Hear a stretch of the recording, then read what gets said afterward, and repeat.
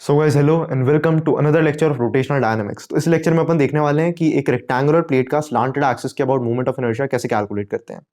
तो ये लेक्चर काफ़ी अच्छा और इंपॉर्टेंट है, ठीक है। और इसमें आपको दिख रहा होगा जो अपनी मूवमेंट ऑफ इनर्शिया वाली एक्सिस है वो रेक्टेंगुलर प्लेट के साथ में थीटा एंगल बना रही है, आपको दिख रहा है, ठीक है। तो अभी तक अपन ने कितने तरह के मूवमेंट ऑफ इनर्शिया देख लिए हैं। Solid cylinder, solid cone, hollow cone, right, rectangular plate, square plate, और इन सब का मल्टीपल एक्सिस के अबाउट अपन मूवमेंट ऑफ इनर्शिया देख चुके हैं। पर जितनी भी एक्सिस अभी तक अपन ने देखी थी सारी की सारी एक्सिस कन्वेंशनल एक्सिस थी, मतलब नॉर्मल एक्सिस थी। यहाँ पे जो एक्सिस है, this axis is incline at an angle theta. तो this is called as a slanted axis, right. इस रेक्टेंगुलर प्लेट का मास आप ले सकते हैं कैपिटल एम। तो इसका मूवमेंट ऑफ इनर्शिया इस स्लांटेड एक्सिस के अबाउट कितना होगा, ये अपन को कैलकुलेट करना है। तो कैसे करेंगे यार इस टाइप का क्वेश्चन। तो देखो, अब अपन जिस थ्योरी से इसको करने वाले हैं that is very important and amazing, ठीक है। अभी तक जो अपन कर रहे थे प्योर मैथमेटिक्स थी। अब अपन को मतलब जनरली अपन किसी चीज को कैसे सोल्व करते हैं, आपको याद होगा जो पैरेलल एक्सिस थ्योरम मैंने प्रूव की थी उस टाइप की कुछ कुछ चीजें अपन करेंगे। इस तरह से अपन ध्यान रख सकते हैं। तो देखो मैं आपको बताता हूँ इस क्वेश्चन को करना कैसे है। अपन ने क्या किया, राइट, अपन किसी भी आर वेक्टर पे गए, राइट। मैंने कोई सा भी कोऑर्डिनेट लिया, लेट से यहाँ पे मैंने कोई कोऑर्डिनेट लिया, this coordinate is x comma y. ये 2D प्लेनर रेक्टेंगुलर प्लेट है। तो यहाँ से यहाँ तक का जो पोजीशन वेक्टर होगा इस डीएम मास का, that is going to be R vector. तो so the position vector of this DM mass is X I cap plus Y J cap. तो वेक्टर्स में अच्छा अपने को हल्का सा थोड़ा सा एक्सपीरियंस होना चाहिए, नॉर्मल वेक्टर्स का अपन को एप्लीकेशन आना चाहिए, ठीक है। तो मैं आपको एक्सप्लेन करता हूँ क्यों आना चाहिए। देखो ये डीएम मास है ना। तो अपन तो बेसिक डेफिनेशन जानते हैं। तो by definition we can say that the moment of inertia of this rectangular plate is the integration of all elements, सबका मास कितना है डीएम, और हर एक डीएम का परपेंडिकुलर डिस्टेंस इस एक्सिस से कितना है, let's say it is r perpendicular का, राइट, आर परपेंडिकुलर का स्क्वायर हो चुका है ये। So this is the moment of inertia. अब अपन को आर परपेंडिकुलर निकालना है, डीएम को छोड़ो, राइट। मास तो सरफेस में फैला हुआ है तो डीएम निकालना कोई बड़ी बात नहीं है। बात करते हैं परपेंडिकुलर डिस्टेंस। तो ये परपेंडिकुलर डिस्टेंस अपन वेक्टर फॉर्म में कैसे कैसे निकालेंगे। तो मैंने आपसे क्या कहा, मैंने सोचा कि इनके बीच में एंगल जो है वो अल्फा है, ये है आर वेक्टर, ठीक है। और इसका जो मैग्नीट्यूड है वो कितना है, आर वेक्टर का मॉड्यूलस। सो दिस डिस्टेंस, यहां से यहां तक का जो डिस्टेंस होगा that is going to be mod are vector multiplied by cos of alpha, ठीक है। ये चीज इतनी हो जाएगी अपने पास में। और ये जो परपेंडिकुलर डिस्टेंस आपको दिख रहा है, ये परपेंडिकुलर डिस्टेंस जो है आर परपेंडिकुलर, राइट। तो पाइथागोरस थ्योरम थ्योरम लगाएंगे इस वाले ट्राइंगल में, इस छोटे से ट्राइंगल में पाइथागोरस थ्योरम लगाएंगे। तो इस वाली साइड का स्क्वायर जो होगा that is going to be mod R square minus R vector into cos alpha. So this is mod R into cos alpha का whole square. So mod R is the magnitude of R vector, ठीक है। अब अपन को mod are मतलब पता है अपने को मॉड आर, राइट। अपने को मॉड आर पता है लेकिन अपने को अल्फा नहीं पता। तो अल्फा को एलिमिनेट करने के लिए अपन को वेक्टर से डील करना पड़ेगा। जैसे कैसे करना पड़ेगा वेक्टर से डील, मैंने आपसे कहा कि इस डायरेक्शन में मुझे एक यूनिट वेक्टर चाहिए। Let's say the unit vector along the axis is D cap.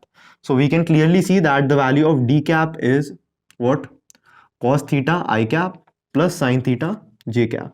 So this is the unit vector along the axis about which we need to calculate the moment of inertia. उस axis के about अपन ने देखा कि unit vector अपने पास इतना है। Unit vector है तो मतलब इसका जो मैग्नीट्यूड है that is going to be 1। तो अपन ने इस चीज को कैसे मैनिपुलेट किया, so we can say that mod are vector into cos alpha, ऊपर right, this is a number. अब ऊपर नीचे अपन डी कैप के मैग्नीट्यूड से मल्टीप्लाई करते हैं। तो this is D cap, this is D cap. अपन जानते हैं कि R vector dot D cap जो है that is equal to mod are vector into mod D cap into cos alpha. So इस ऊपर वाली चीज को, इस ऊपर वाले नंबर को अपन क्या लिख सकते हैं, r vector dot D cap. So r vector dot D cap divided by magnitude of d cap which is equal to 1, right. तो ये जो जो लिखा है स्क्वायर ब्रैकेट में अपने अपने पास में, ये चीज क्या है, this is r vector dot D cap. तो अपन कह सकते हैं कि आर परपेंडिकुलर का जो स्क्वायर है that is equal to mod R square minus R vector dot D cap का square. So this is very important और इसको अपन मल्टीपल टाइम्स यूज करने वाले हैं, इसलिए मैंने अच्छे से एक्सप्लेन किया आपको, राइट। तो इसको अपन यूज कैसे करेंगे इस क्वेश्चन में, देखो।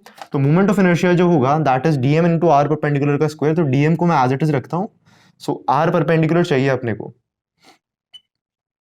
Right. So let's calculate the value of R perpendicular. तो R vector dot D cap की वैल्यू अपन पहले अलग से कैलकुलेट कर लेते हैं। तो आर वेक्टर है X I cap plus Y J cap, और डी कैप वेक्टर जो है दैट इज दिस, तो X cos theta plus Y sine theta, so this is X cos theta plus Y sine theta. और अपन जानते हैं किन्हीं भी दो वेक्टर्स का जो डॉट प्रोडक्ट होता है that is a scalar quantity, so this becomes scalar. अब स्केलर बन चुका है तो अपन आर परपेंडिकुलर का स्क्वायर भी निकाल सकते हैं, राइट। आर परपेंडिकुलर का स्क्वायर क्या होगा, तो मॉड आर स्क्वायर, मतलब ये चीज जो है आपको ये चीज कितनी होगी, this is going to be x square plus Y square का अंडर रूट, राइट। और उसका अपन ने स्क्वायर किया अगर तो बच गया अपने पास में x square plus Y square. और इसमें से क्या सब्ट्रैक्ट करना है अपने को, इस नंबर का square, so that is going to be x square cos square theta plus Y square sine square theta plus 2xy cos theta into sine theta, right. So अब अपन moment of inertia finally calculate कर लेते हैं, तो integral D M R square, तो D M R square, अब इस चीज को कैसे एडजस्ट करना है, देखो अपने को एक्स स्क्वायर को कॉमन लेंगे तो बचेगा 1 minus cos square theta which is equal to sine square theta, so x square into sine square theta, d m is already there.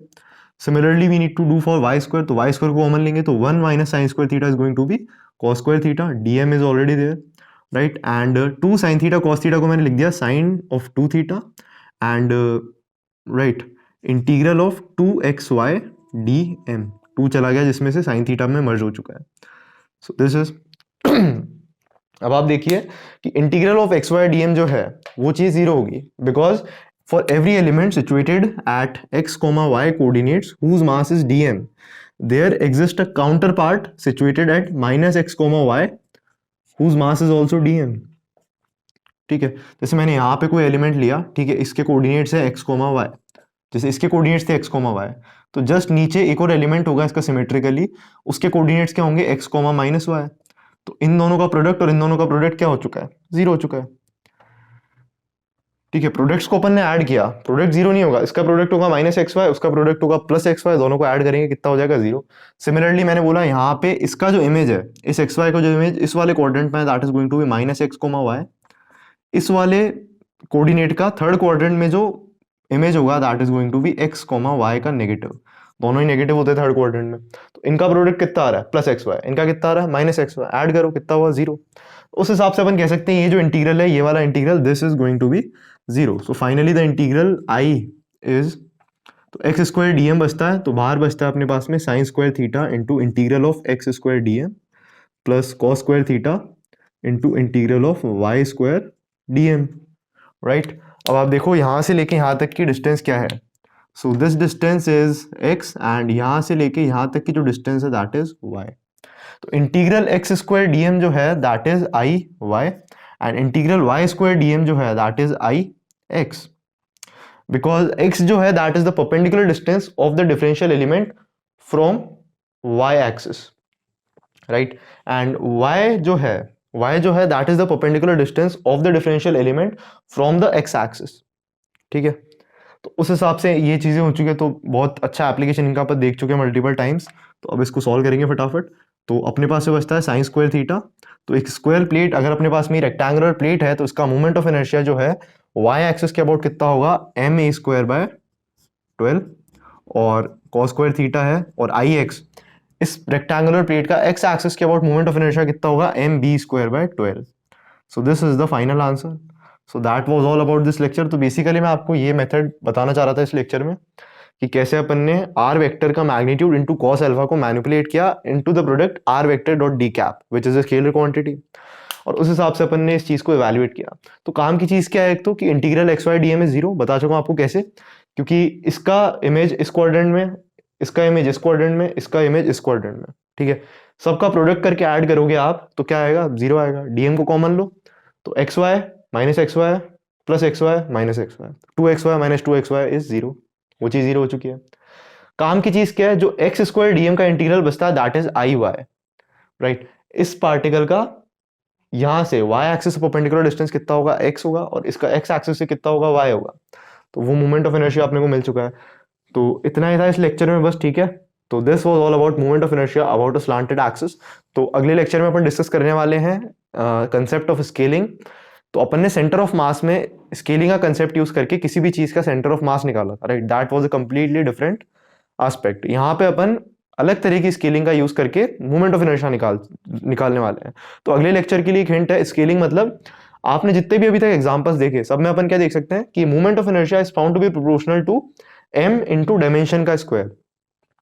1, 2 और 3 और n, अगर कोई भी n डायमेंशनल ऑब्जेक्ट अपने पास में है तो उसका जो मोमेंट ऑफ इनर्शिया है that is going to be proportional to the mass of the object multiplied by dimension का स्क्वायर, डायमेंशन लेंथ जो है उसका स्क्वायर, राइट। तो अपन बोलते हैं अपन ने किसी भी ऑब्जेक्ट को किसी के फैक्टर से स्केल किया तो उसका मतलब क्या हो गया कि उसका मोमेंट ऑफ इनर्शिया जो होगा वो के स्क्वायर टाइम्स बढ़ जाएगा, ठीक है। उसका मास जो है वो किस तरह से वेरी करता है वो डिपेंड करेगा कि अपना वॉल्यूम हो रहा है या फिर वॉल्यूम मास डेंसिटी या सरफेस मास डेंसिटी, वो उस चीज़ पे डिपेंड करेगा। तो इस लेक्चर में बस इतना ही, मिलता हूँ आपसे अगले लेक्चर्स में। Till then have wonderful day ahead and thank you.